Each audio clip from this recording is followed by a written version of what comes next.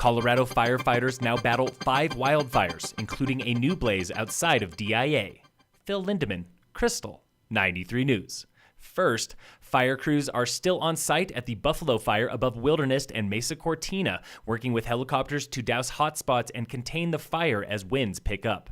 It is 20% contained now, and Summit Fire Chief Jeff Barrino says the next step is surrounding that blaze. Strategy at this moment is to establish a flank. Crews are digging fire lines on the north edge of the fire to prevent it from spreading further into the Eagle's Nest Wilderness. Hiking and biking trails in that area remain closed, including the Salt Lick system below Wilderness, and evacuations are still in place for residents in Wilderness and Mesa Cortina above 20 grand.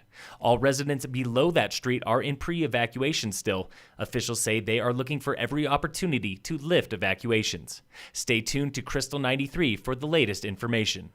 As of this morning, fire danger in Summit County is very high, the first time it has reached that level this summer. And starting tomorrow, the entire White River National Forest is under a Level 1 fire ban. That means no fireworks, and open fires are only allowed in fire rings. Remember to douse any fire you make with water and stir until the embers are out. Around 10:30 this morning, a wildfire was spotted along Interstate 70 outside of Bennett, a tiny town just east of DIA. Several homes were evacuated and crews are now on site. That fire is burning on grass and farmland. That brings our wildfire total to 5 major fires across the state, including 2 fires outside of Durango. Those have burned 30,000 acres, and more than 2,000 residents are on their second week of evacuations. Early this summer, Freeport-McMoRan, the company that owns Climax Molybdenum mine south of Copper, gave $300,000 in grants to nonprofits and other organizations in Summit, Lake, and Eagle counties. That includes $45,000 to Summit Public Radio and TV and $50,000 to Summit School District. Summit Schools was chosen for its STEM program, which highlights engineering and technology education for all ages.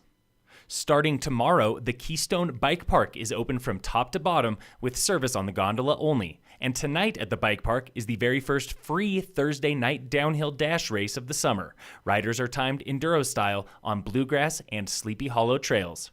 Registration opens tonight at 5 p.m. at the top of Bluegrass. The series continues every other Thursday until August 9th. In sports, the Rockies are playing the Phillies right now in Philadelphia, and today is opening day of the FIFA World Cup in Russia. For the first time since 1986, the U.S. men's national team is not playing. And in local sports, brought to you by Wilderness Sports, the first race in the Summit Trail Running Series was yesterday on the Morning Thunder course in Breckenridge. The women's short course title went to 51-year-old Ava Hagen with a time of 38 minutes 59 seconds, just barely behind the men's short course winner, 14-year-old Dominic Ramikis, with 38 minutes 57 seconds. Jamie Falcon won the women's long course crown in 51 minutes 55 seconds, and Paul Stock finished first for the men in 48 minutes 7 seconds. The next race in the series is June 27th in French Gulch. Phil Lindemann, Krystal, 93 News.